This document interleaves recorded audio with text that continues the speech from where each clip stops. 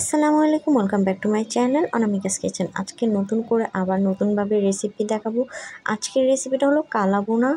তো অনেক দিন পর রেসিপিটা দিব। আমি চটজলদি দেখানোর ট্রাই করেছি, টাইমিং বাড়িয়ে, যাতে আপনাদের অসুবিধা না হয়। তো আমি শর্টকাট করেই দেখাবো। এখানে আমি গরুর মাংস নিয়েছি, প্রায় 3 কেজির মতো হবে, মানে 2 কেজির বেশি। তো ফ্রেশ করে ধুয়ে নিয়েছি, হাড্ডি, চর্বি, মাংস 3টা মিক্স করে নিয়েছি। এখানে পেঁয়াজ কুচি দিয়েছি আমি বেশি করে, প্রায় 2 কাপের মতো পেঁয়াজ কুচি এখানে। আর বেরেস্তা দিব 1 কাপের মতো। তো বেরেস্তাটা দেওয়া হয়ে গেলে এখানে আজকে প্যাকেট মশলা দিয়ে রান্না করে দেখাবো। প্যাকেট মশলা দিয়ে রান্না করলেও কিন্তু কালাভুনাটা খুবই দারুণ হয়, খুবই মজা হয়। তো আমি স্বাদ মতন লবণ দিয়ে দিলাম। আপনারা অবশ্যই লবণটা খেয়াল করে দিবেন স্বাদ মতন। তো এখানে আদা রসুন বাটা দিয়ে দিলাম। আর এখন এই তো রাঁধুনি মিক্স কালাভুনাটা দিয়ে দিব, এই ছোটো প্যাকেট, আর একটা ছিল বড় প্যাকেট। প্রথমে আমি বড় প্যাকেটটা ইউজ করব। তো আমি আদা রসুন আরও দিয়ে দিলাম বেশি করে, এখানে প্রায় আপনার 3 কাপের মতো আদা রসুন বাটা। তো বড় প্যাকেট মশলাটা যেটা পাবেন প্রথমে সেটা দিয়ে ভালো করে মাখিয়ে নেবেন। আর ছোট প্যাকেট মশলাটা রান্নার শেষ সময় দেওয়া হয়। এখন হাতের সাহায্যে ভালো করে মিক্স করে নেব। তো আপনারা অবশ্যই এভাবে সুন্দর করে মেখে নেবেন। এখানে আমি সর্ষের তেল দিয়ে দিব। যেহেতু আমি চর্বিও নিয়েছি, সর্ষের তেলটা আমি একদম অতিরিক্ত দিলাম না, তাহলে তেল একদম ভরপুর হয়ে যাবে, কারণ বাগারেও তেল দিতে হবে। দারচিনি, এলাচি, তেজপাতা, গোলমরিচ, লবঙ্গ এই সব কিছু দিয়ে দিলাম আস্ত ফ্লেভারের জন্য। তো আমি চুলাতে অলরেডি বসিয়ে দিয়েছি, আর এখানে ঢেকে দিয়ে ওয়েট করব অনেকক্ষণ। প্রায় 20 মিনিট পর আমি ঢাকনাটা তুলেছি। এর মাঝখানে আমি 2বার নাড়াচাড়া দিয়েছি, অনেক পানি উঠেছিল।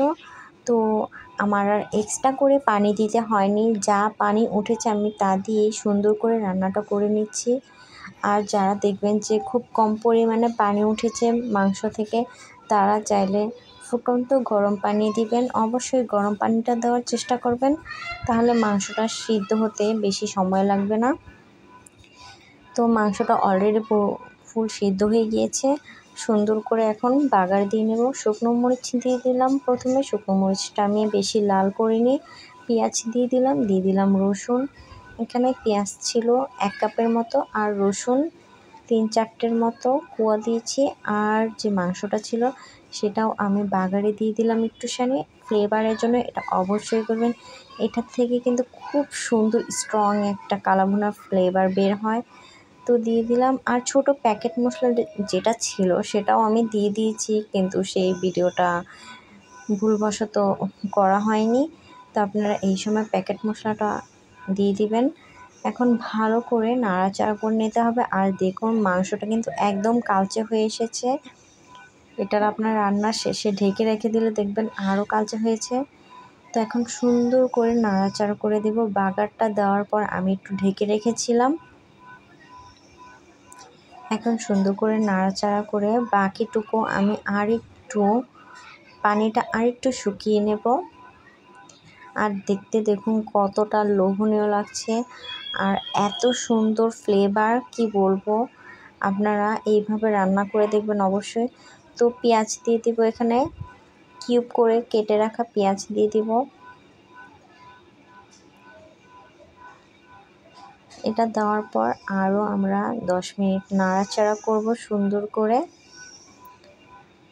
এইভাবেই কিন্তু অথেন্টিক কালাভুনাটা তৈরি করা হয়। যারা মশলাকে অনেক ঝামেলা মনে করেন যে কালাভুনায় কী মশলা দেব কী দেব না, তারা সহজভাবে, যেটা বলবো আমার কাছে যেটা মনে হয়েছে, সহজভাবে প্যাকেটটা ইউজ করবেন, তাহলেই দেখবেন আপনি খুব সহজে কালাভুনাটা করতে পারছেন।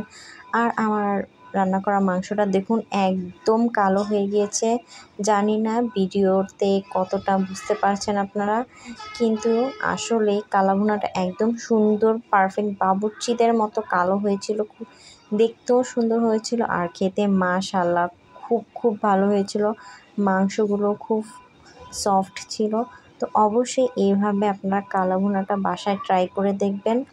আমি শর্টকাটভাবেই রেসিপিটা দেখালাম। আর আমার অলরেডি রান্না করা শেষ হয়ে এসেছে। আর আমি চুলাটা বন্ধ করে সুন্দর করে ঢেকে রাখবো, এতে আরও সুন্দর ফ্লেভার আর কালার আসবে। তো রান্না করা অলরেডি শেষ, আমি ঢেকে রেখেছিলাম। আর দেখুন মাশাআল্লাহ, আলহামদুলিল্লাহ, কালা ভুনাটা খুব সুন্দর হয়েছে। রান্না করাটাই সার্থক হয়েছে। রান্না ভালো হলে, মজা হলে মনে হয় না কষ্টটা সার্থক। তো আপনারা বাসায় অবশ্যই এইভাবে ট্রাই করে দেখবেন, ইনশাল্লাহ ভালো লাগবে। পোলাওর সাথে বা গরম গরম ভাতের সাথে খুবই ভালো লাগবে। আর অবশ্যই চ্যানেলটা সাবস্ক্রাইব আর লাইক দিয়ে রাখবেন নেক্সট ভিডিও দেখার জন্য। তো আজকে এই পর্যন্তই। আসসালামু আলাইকুম।